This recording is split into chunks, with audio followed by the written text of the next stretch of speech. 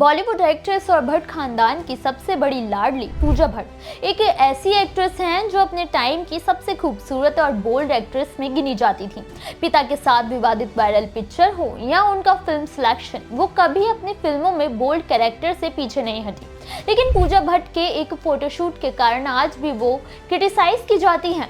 जब उन्होंने nude photoshoot करवाया था, वो भी अपनी पूरी बॉडी को पेंट करके। इस फोटोशूट को लगभग 23 साल बीत चुके हैं, लेकिन जो नाराजगी उस वक्त दर्शकों में दिखी थी, उसे पूजा आज भी याद करके थोड़ा विचलित हो जाती है।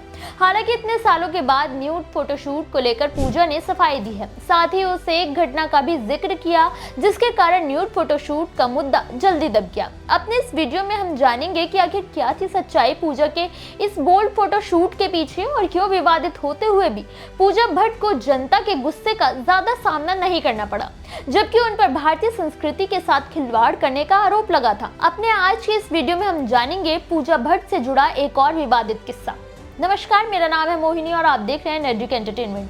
साल 2023 में बिग बॉस OTT 2 में पूजा भट्ट भी प्रतियोगी बनकर पहुंची थी, जहां उन्होंने अपने एक विवादित फोटोशूट पर सफाई भी दी थी। जब 90 के दशक में एक मैगजीन के लिए अपने पिता महेश भट्ट के साथ एक फोटोशूट कराया था, जिसमें वो अपने पिता की गोद में बैठी थी और दोनों एक दूसरे को लिप्स पर किस कर रहे थे। ये पिक्चर जैसे ही सामने आई थी, पूरे देश में बवाल मच गया, और खासकर जब महेश भट्ट ने ये विवादित बयान दिया कि अगर पूजा भट्ट उनकी बेटी नहीं होती तो वो उनसे शादी कर लेते, जिसके बाद तो समझो कि पिता और बेटी के खिलाफ लोगों ने मोर्चा खोल दिया था।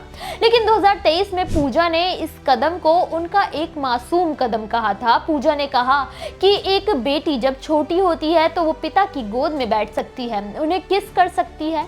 जब वो उसकी मासूमियत का हिस्सा है, तो फिर बड़े होने पर पिता बेटी का रिश्ता कैसे बदल जाता है।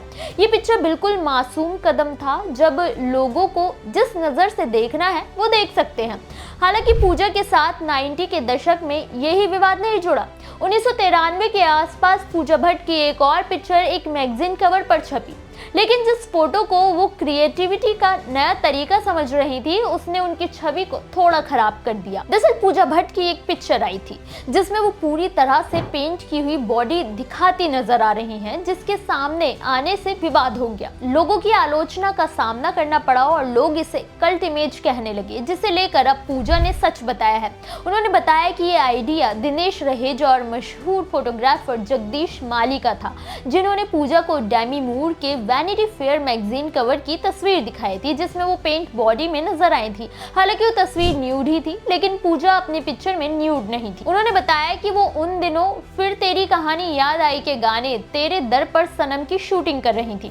शूटिंग खत्म करके वो जगदीश माली के यहाँ गई थी, जहाँ अन्ना सिंह ने उनकी बॉडी पेंट की थी और फिर फोटो शूट किया था, लेकिन वो पिक्चर न्यूड नहीं थी। पूजा ने कहा कि वो अपनी मर्यादा जानती हैं। उन्होंने अंडरगारमेंट्स पहने हुए थे। उन्होंने कहा कि वो तो शूट करा के अपने काम में बिजी हो गई थी और मैगजीन के बारे में भूल ही गई थी, लेकिन जब पिक्चर आई तो बवाल हो गया।